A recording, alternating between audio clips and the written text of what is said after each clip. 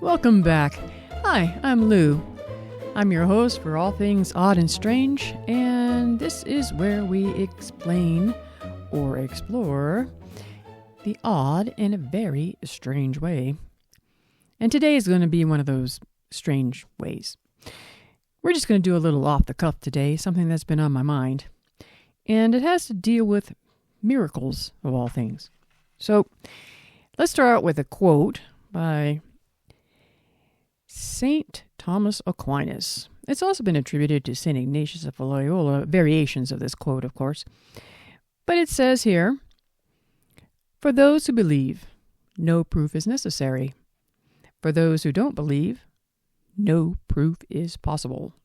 Now, we're going to concentrate on the latter part of this statement, that no proof is possible for those who don't believe. All right, let's go to miracles.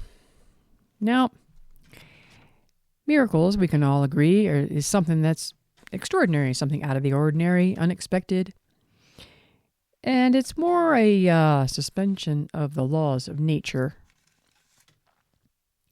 So, that being said, if you've experienced a miracle, that's considered a personal miracle. And it's only believable in as much as the person who's listening to you actually believes you. So yes, their personal miracles are really a matter of faith. The faith in the person who's expounding upon their experience, correct? However, the miracles I'm talking about are the verified miracles.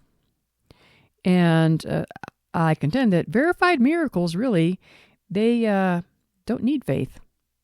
Nope. Because a verified miracle is supposed to have proof. And a preponderance of it, too. It isn't just a one-off.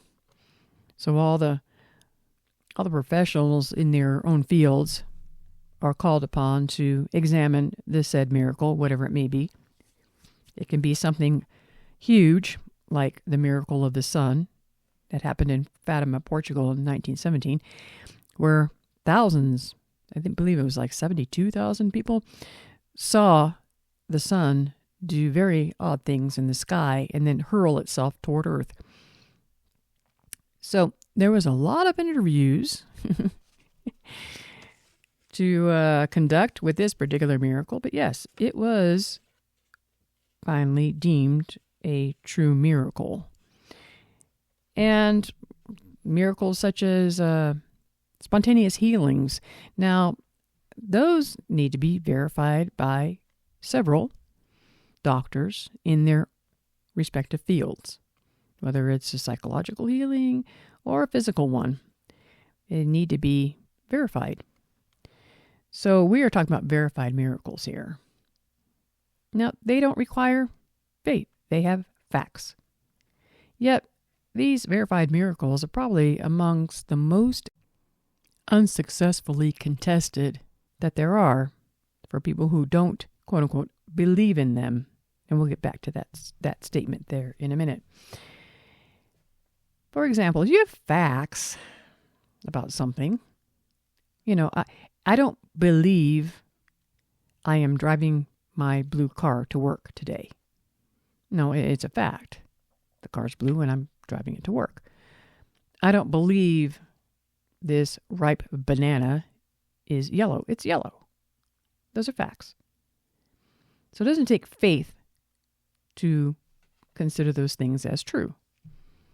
And it's the same way, actually, with verified miracles. It doesn't take faith to believe in them.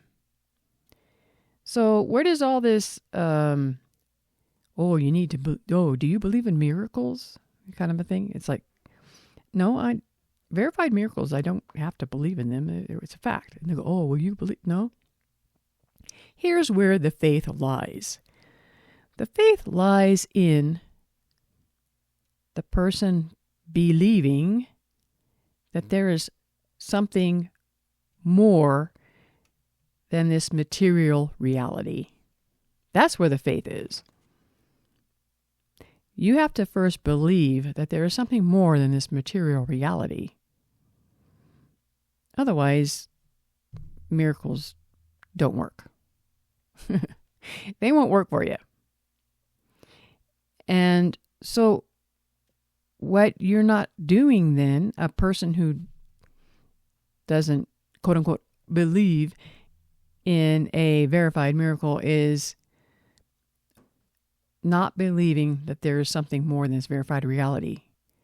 Because you don't have to believe in facts, in something that has been proven factually, empirically to be true. Okay, so the most you'll really get out of these experts who research and delve into these miracles to indeed see if they are true miracles or not, many of them are not believers in any sense. They themselves contend that there is nothing beyond this material world. And yet they are verifying the fact that what has transpired, they can't explain. And of course they can't. If you don't have any realization of something outside of this material existence, then it is unexplainable. So that's actually, they are verifying that there is something outside. Now you'll get the diehards too that are voraciously do not want to admit such things as miracles because, doing that would really upset their paradigm. And then they would have to do something about it. It would upset their view on this world. And they would have to think differently, act differently, and live differently, perhaps. And they're not willing to do that because it affects their identity, the root core of their identity of who they are and who they think you are. You are the gullible person. You are the person who still lives in the dark ages of, faith. You are a person that has just a small mind. You can't think for yourselves. Yeah, well, yeah, we've all heard those accusations more than once.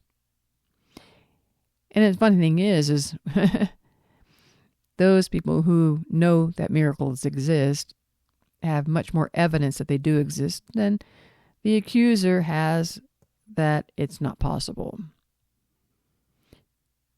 The main statement that is heard from people who do not think that these things are possible is, well, there has to be an explanation. There just has to be a natural explanation. There has to be. Well, find it. And invariably they can't or won't put forth the effort to try and find it because that would be acknowledging that there's something to the claim. So they just best walk off with their dignity intact. It isn't that some people do not believe in miracles. That's not the question. That's not the issue. They just don't believe in anything outside this materialistic world. That's where their faith lies, or lack thereof lies, is they don't believe that there's anything outside this materialistic world. And miracles is part of that. So it's not the miracle itself. It's the lack of belief in the possibility that this world is a little bit larger than they anticipated. And their identity depends on it not being so. However, there is a cautionary tale. Yes, we should be open-minded, be ready to accept new information and see how it fits with what we already know. But keep an open mind, yes, like I said, but not so open, as they say, that your brains fall out, because there has to be reason interjected with all of this. So I will leave you with these thoughts.